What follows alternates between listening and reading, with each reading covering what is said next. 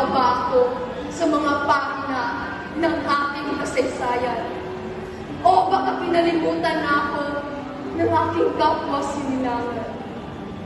Sa mundo na kung saan ang kapangyarihan ay nasa kalalakihan lamang, talagang mahirap maging babae. Mula noon hanggang ngayon. Saan kami lulugar? Ako po ay si Maria Josefa Gabriela Simon. Ipinanganak kong ika-19 ng Marso, 1731.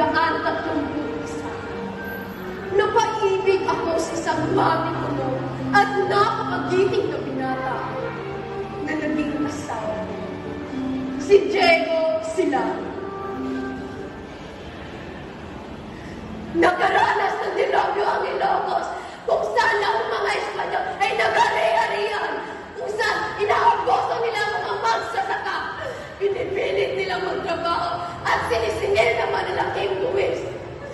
Kaya nagdesisyon ang aking asawa na bumuo ng revolusyon. Siya ang namuno nito at ako ay isa ng babae, pero nandun ako sa lahat ng mga laban niya. Lumalaban din!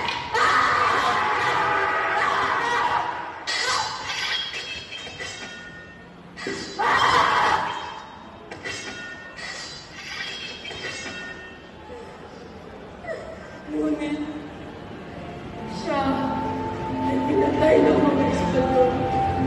At ako, nagpatuloy ng kanyang mga laban. Diego! Diego! Mahal ko. Ang dami pa natin plano para ipagtanggol ng ating bayan. Ang mga kasasing Pilipino. Pero hanggang magkalalaman, dahil pagpapatuloy ko ang iyong laban. Malakas ako, matapang ako. Hindi ako katulad ng ibang mga babae na makulong lang sa kanilang mga laman. Diego! Mahal ko! Mahal ko!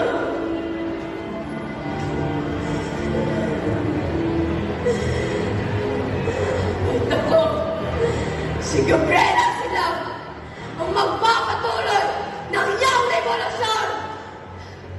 Solo, mga kapatid! Solo!